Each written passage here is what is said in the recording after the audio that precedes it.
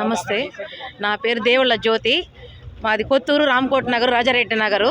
అక్కడ లలితమ్మ అనే ఆమె మాకు ఇళ్ల పక్కన బాగా స్థానికంగా 20 సంవత్సరాల నుంచి బాగా నమ్మకంగా ఉంది. మేము చిన్నపిల్లలు అప్పటాంచి నమ్మకంగా 20 సంవత్సరాల నుంచి చీటీలు అందరి దగ్గర చీటీలు వేయించి, చీటీలు వేసినా కూడా ఫోన్లో పాట పాడుకోవడం, ఈ విధంగా బుక్కుల్లో మాకు రాసేయడము, సంతకాలు ఇంటికి పోయి సంతకాలు పెట్టించుకొని ఎంత అమౌంట్ కడుతున్నాం అనేది మాకు సంతకాలు పెట్టి పంపిస్తామనింది. 20 సంవత్సరాల నుంచి మేము చీటీలు పాడతా వేసుకుంటా ఇట్లా ఈ విధంగా రాపించుకుంటా అమౌంట్ తీసుకోవడానికి వెళ్ళినప్పుడు ఏంటంటే ఈరోజు ఇస్తాం రేపు ఇస్తామని చెప్పి వాయిదాలు వేస్తూ ఉండేది. వాయిదాలు వేస్తా కూడా కొద్దికాలం కిందట చీటీ పాడినప్పుడు ఇచ్చింది నమ్మకంగా.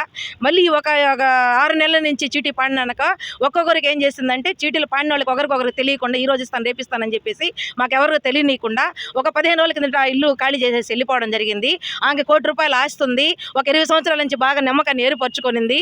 అందరం ఏంటంటే చిన్న చిన్న బిడ్డలు పెట్టుకొని భర్తలు లేకుండా కూలీనాలు చేసుకొని రోడ్ల మీద వ్యాపారాలు చేసుకొని పాసిపని చేసుకునే వాళ్ళు ముసిలి ముతక చాలామంది ఈ నెల్లూరు జిల్లా ప్రాంతంలో మొత్తం దగ్గర మోసం చేసి 3 కోట్ల దాకా వెళ్ళిపోవడం జరిగింది.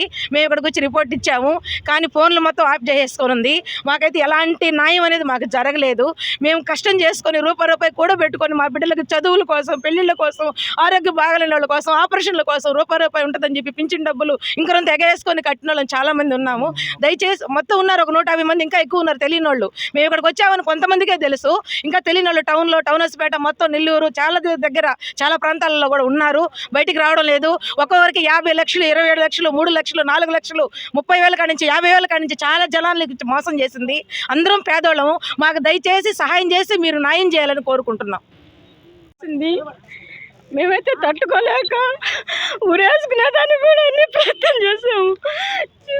27 లక్షలు నా భర్త అయితే ఇంట్లో నుంచి తరివేశాడు. మాదంతా గవర్నమెంట్ అని కానీ ఘోరంగా ఉంది. ఎంత కష్టపడి మేము ఎంత కష్టపడి కట్టుకున్నామంటే మమ్మల్ని కూడా 20 సంవత్సరాల నుంచి ఇలాగే చేసి 30 ఏళ్ళ కాంచి ఎంచుకొని మమ్మల్ని ఇంత మోసం చేసింది. మాకైతే మేము తట్టుకోలేక ఆత్మ చేసుకునేదానికి సిద్ధంగా ఉన్నాం. మీరే న్యాయం చేయాలని అడుగుతున్నాం. లలితక్క మాకు శుభ్రంగా ఫస్ట్ నుంచి 20 సంవత్సరాల నుంచి మాకు తెలుసు. రాంకోట ఇల్లు పక్కన ఉన్నాను. మళ్ళీ ఆడ వెళ్ళి టేకేశ్వరంలో కొనుక్కున్నాను. నమ్మకంగా బాగుండింది. నేను చీటీ డబ్బులు కట్టుకుంటా చేసుకుంటా ఉన్నాను అని నా పెద్ద కూతురికి ఆడే పెట్టినాను. డబ్బులు ఇస్తే నమ్మకంగా మళ్ళీ ఇచ్చింది. మళ్ళీ ఇచ్చిన తర్వాత చిన్న కూతురికి డబ్బులు పెట్టుకుంటున్నాను. మళ్ళీ సరేలే, ఎందుకంటే మా భార్య కూడా ఎందుకు ఖర్చు అయిపోతాయా, మరి ఆడేద్దాం, మేము బ్యాంకులో వేద్దామన్నా.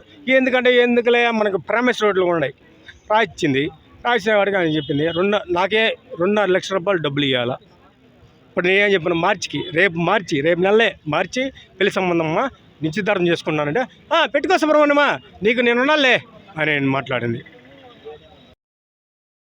మరెన్నో వీడియోల కోసం మా ఛానల్ ని సబ్స్క్రైబ్ చేసుకుని పక్కనే ఉన్న బెల్ ఐకాన్ ని క్లిక్ చేసి యాక్టివేట్ చేసుకోండి.